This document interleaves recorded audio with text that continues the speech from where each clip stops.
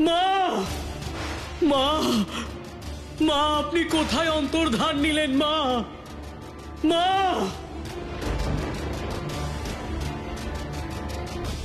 আপনি কোথায় অন্তর্ধান নিলেন? মা, এমন মনে হচ্ছে যে মা গুহায় গেছেন। আমি ওখানে গিয়ে দেখছি। মা, মা, মা, মা, আপনি কোথায়? মা, মা, মা এখানেও নেই। মা, আপনি কোথায় অদৃশ্য হলেন? আমার প্রভুকে জানাতে হবে। প্রভু, এটাই প্রকৃত সত্য যে শিবের ইচ্ছা ব্যতীত সৃষ্টিতে আর কিছুই নেই। উনি যদি তোমার কাছে থাকতেই চান, তোমার সন্তান হিসেবেই থাকেন, তবে আমি বলবো শুধু সংসারের কেন, ব্রহ্মাণ্ডের কোনো শক্তি একে খণ্ডাতে পারবে না দেবী। প্রভু, প্রভু, প্রভু।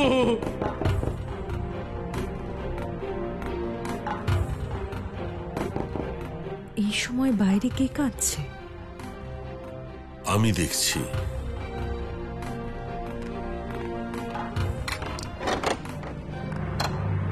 ঋষিবর। নন্দী, আপনি এত রাত্রে? এ কি, কাঁদছেন কেন? ঋষিবর, আমার মা। শান্ত হন, শান্ত হন। ভিতরে আসুন, আসুন, আসুন। দেবী অনসুয়া, দেখো কে এসেছেন। আসুন। নন্দী, এত রাতে আপনি? কি হয়েছে? দেবী, আমার মা পার্বতী কৈলাস থেকে কোথাও চলে গেছেন। চলে গেছেন? কোথায় চলে গেছেন? কিছুই জানি না, হঠাৎই মা অন্তর্ধান নিলেন।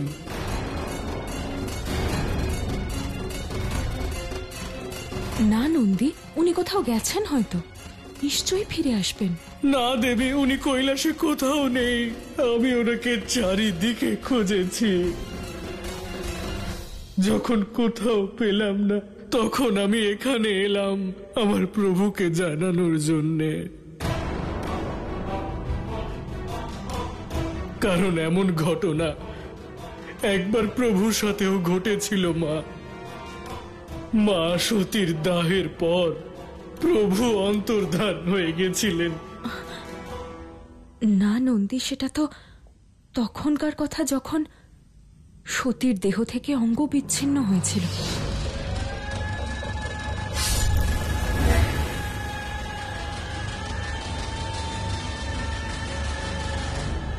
এখন তো তেমন কিছুই ঘটেনি।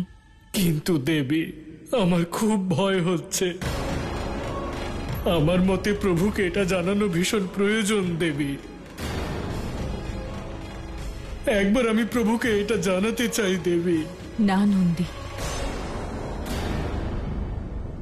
এই কথা শিশু ভোলানাথকে জানানোর কোনো দরকার নেই। এই কথা শুনলে শিশু ভোলানাথের মনে জানি না কি প্রতিকূল প্রভাব পড়বে।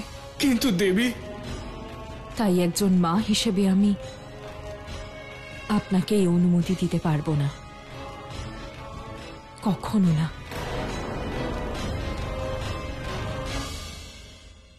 না দেবী, আপনি এমন বলবেন না।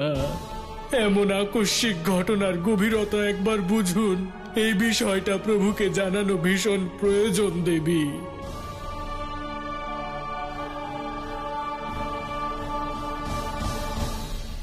নতুন মিত্র অন্তর্ধানে চলে গেছেন।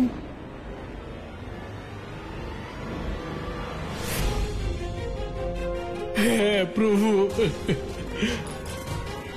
প্রভু। কোথায় চলে গেছেন মিত্র? কেউ কিচ্ছু জানে না প্রভু।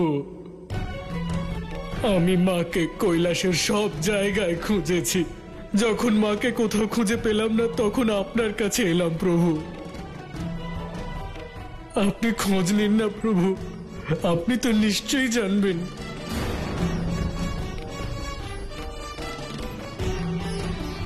খোঁজ নিন না আমার মা কোথায় আছেন। কিন্তু কেন গেলেন, কখন গেলেন, সবকিছু আমাকে বিস্তারিত বলুন মিত্র। এই ঘটনা সেই দিনের প্রভু যেদিন আপনি মহাশিবরাত্রিতে কৈলাসে এসেছিলেন আর মহা শ্মশানকে পার না করে ওখান থেকে ফিরে এসেছিলেন। শুধুমাত্র আপনার ফিরে আসার কারণেই মা খুবই দুঃখী হয়ে পড়েছিলেন প্রভু, খুব দুঃখী হয়ে পড়েছিলেন। আর তারপরেই মা কোথায় চলে গেছেন আমি কিচ্ছু জানি না প্রভু। আপনি মাকে খুঁজে আনুন না প্রভু, আমার মা কোথায় আছেন। নতুন মিত্রের কষ্ট, ওনার অন্তর্ধান হয়ে যাওয়া, এ কি আমার কৈলাসে না যাওয়ার জন্য হয়েছে? এ তো খুবই দুঃখজনক ঘটনা মিত্র। প্রভু, নতুন মিত্রের অন্তর্ধান হয়ে যাওয়া সত্যি দুঃখের, কিন্তু তুমি তোমার মানসিক শক্তি দিয়ে ওনাকে খুঁজতে পারো। হ্যাঁ প্রভু, আপনি আমার মাকে খুঁজে দিন না।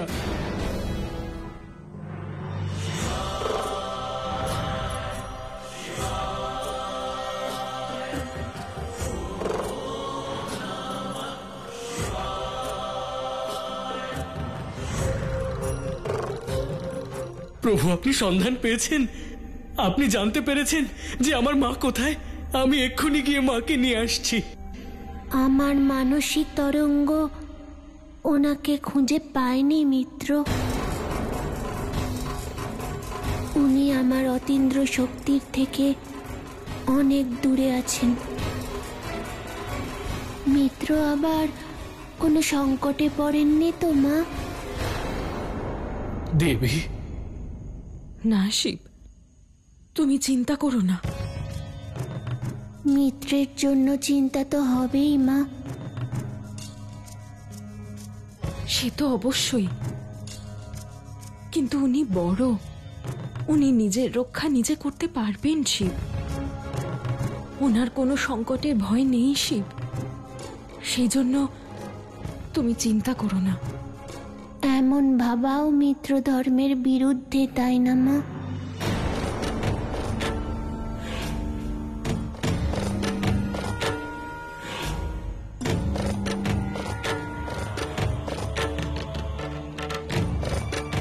শিব পার্বতীর জন্য ততটাই চিন্তা করছে যতটা আমার জন্য করে। আমার শিশু ভোলানাথের মনে নিজের জন্য প্রবল আকর্ষণ সৃষ্টি করতে দেবী পার্বতী অন্তর্ধান হননি তো? এটা ওনার নতুন পরিকল্পনা নয় তো? আমায় সতর্ক থাকতে হবে। পার্বতী অন্তর্ধান হয়েছে, এই গুরুত্বপূর্ণ সংবাদ মহারাজ তারকাসুরকে এক্ষুনি দিতে হবে।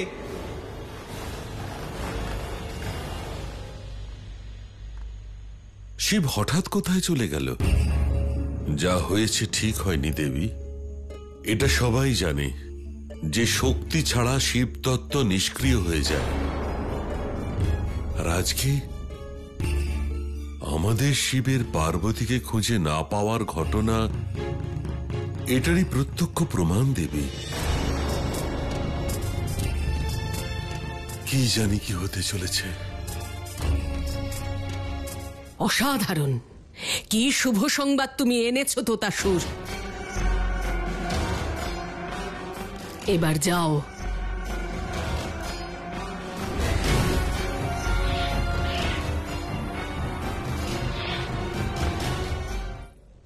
পার্বতীর অন্তর্ধানে কি শুভ হয়েছে মা? অজমুখী, পার্বতীর অন্তর্ধানের অর্থ হল শিবের শক্তির বিলুপ্ত হওয়া। কারণ পুরুষ যখন প্রকৃতির সাথে থাকে তখন সে শক্তিশালী আর প্রাণ শক্তিতে ভরপুর হয়, কিন্তু এখন পার্বতীর রূপে প্রকৃতি বিলুপ্ত হয়ে গেছে।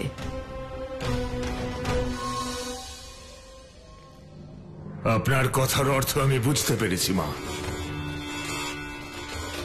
পার্বতীর অন্তর্ধানের পরে শিবের অবস্থা সেরকমই হবে, ঠিক যেমনটা সতী দহনের পরে হয়েছিল।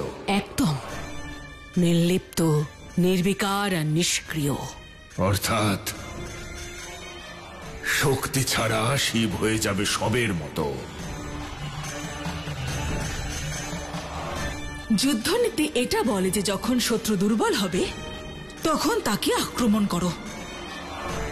ওই শিশু ভোলানাথকে শ্মশানে পৌঁছে দেওয়ার এটাই সঠিক সময়। দেখলেন মা, আমার বোন কেমন বুদ্ধিমতী। শিশু ভোলানাথের বিনাশ আমি করব, আর তার সাক্ষী থাকবে এই দিক দিগন্ত। মা, এবার আমার তোমার মায়াবী বাঁশির প্রয়োজন পড়বে। মায়াবী বাক্সে দিয়ে তুমি কি করবে?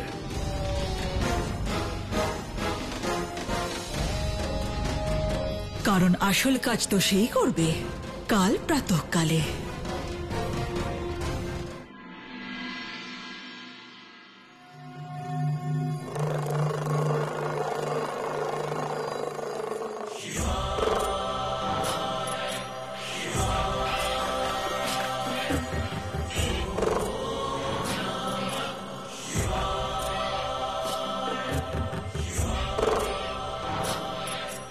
নতুন মিত্র কোথায় আছেন সেটা আমি ধ্যান করেও জানতে পারছি না কেন।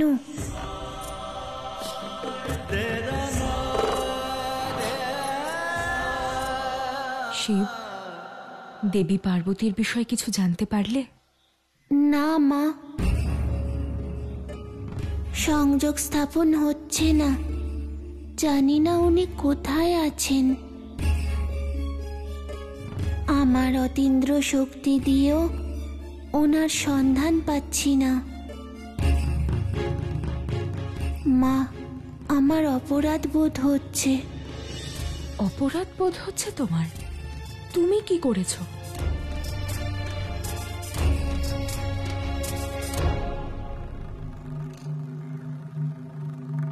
আমি নতুন মিত্রকে যে কথা দিয়েছিলাম তা সম্পূর্ণ করতে পারিনি।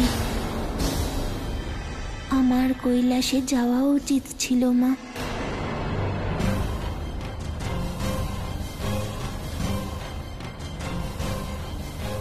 আমি কথা দিয়েও না রাখতে পারায় উনি অন্তর্ধান হয়েছেন মা। ওনাকে খুঁজতে আমাকে যেতেই হবে মা।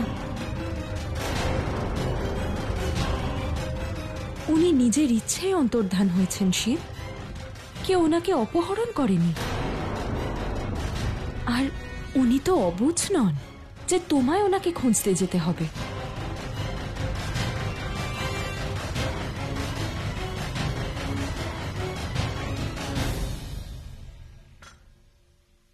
কিন্তু উনি আমার মিত্র মা,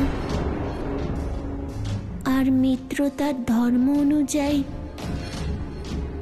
আমায় ওনাকে খুঁজতে যেতে হবে।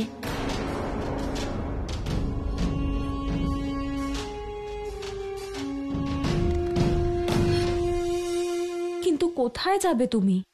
উনি কোথায় আছেন জানো না, কোন দিকে আছেন জানো না।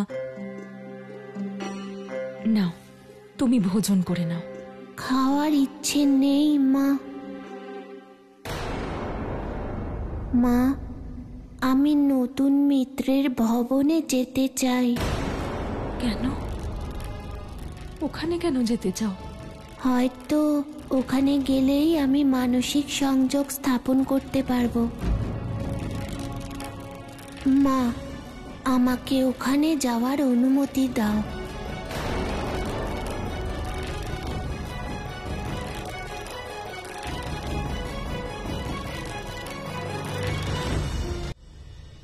ঠিক আছে, অনুমতি দিলাম, কিন্তু তাড়াতাড়ি ফিরে এসো। হ্যাঁ মা, তাড়াতাড়ি ফিরে আসবো।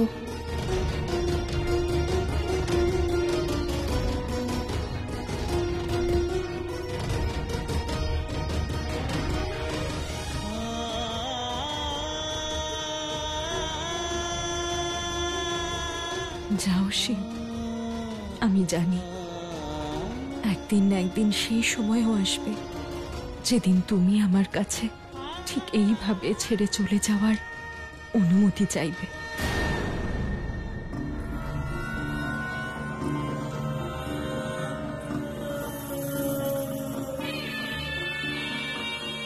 আমরা এখানে কেন এসেছি রাজকুমারী অজমুখী? বিনাশ প্রারম্ভ করতে। কার বিনাশ? আমাদের শত্রু শিশু ভোলানাথের বিনাশ। আর ওর বিনাশের কাহিনী শুরু হবে গুরুকুল থেকে। গুরুকুলে তো বিদ্যার্থীরা অধ্যয়ন করে। জানি আমি, সেই জন্যই তো শিশু ভোলানাথকে ফাঁদে ফেলতে ওদের স্বীকার করব আমি। সেটা কি করে? কি করে?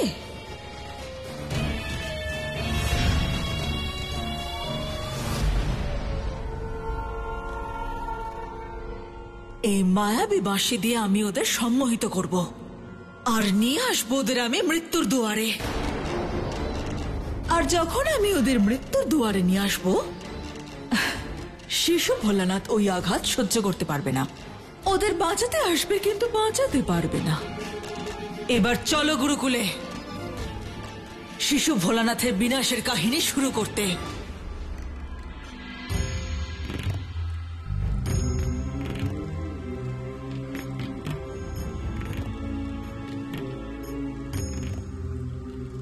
প্রভু, আমি ভাবলাম নতুন মিত্র এসেছেন।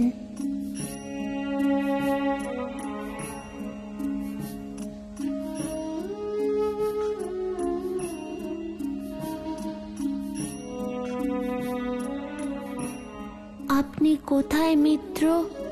এতক্ষণ মা কোথায় আছেন প্রভু? মা শীঘ্রই ফিরে আসবেন, এই আশা নিয়েই তো আমি আপনার কাছে প্রার্থনা করছি প্রভু। আমি শুনেছি আপনি এত দয়ালু যে শুধুমাত্র এক পাত্র জল আর একটা বেলপাতায় সন্তুষ্ট হয়ে যান আর ভক্তের মনস্কামনা পূর্ণ করেন।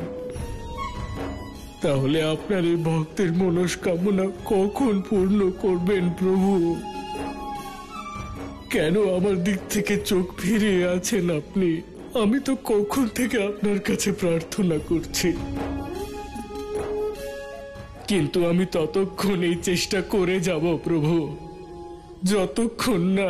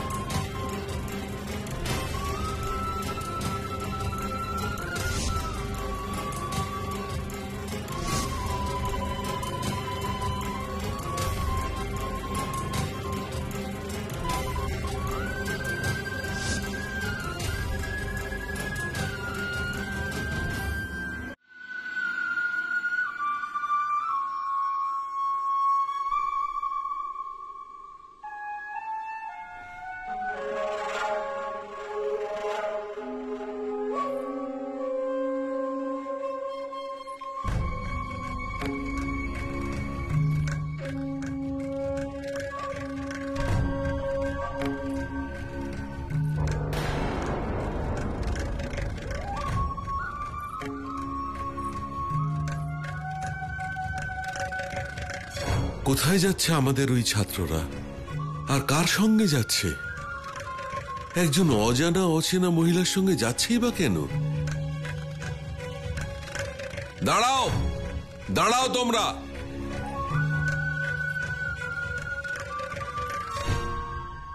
আশ্চর্য, ওদের হলোটা কি? ওদের ডাকছে অথচ সাড়া দিচ্ছে না, এরকম তো আগে হয়নি। আর ওই মহিলাকেও তো গুরুকুলের আশেপাশে কোনোদিন দেখিনি। যাই গিয়ে দেখি।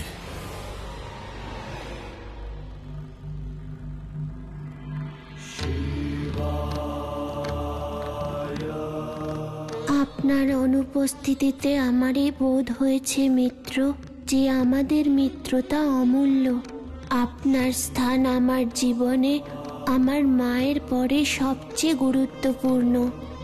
আমার মা ছাড়া আমি যদি কাউকে স্মরণ করে থাকি তা সে কেবল আপনিই মিত্র।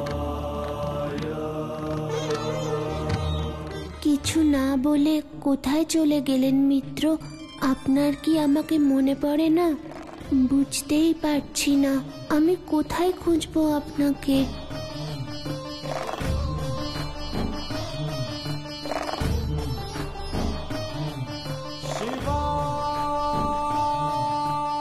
মিত্র, আপনি কোথায়? আমাকে বলুন মিত্র, আপনি আমাকে আভাস দিন।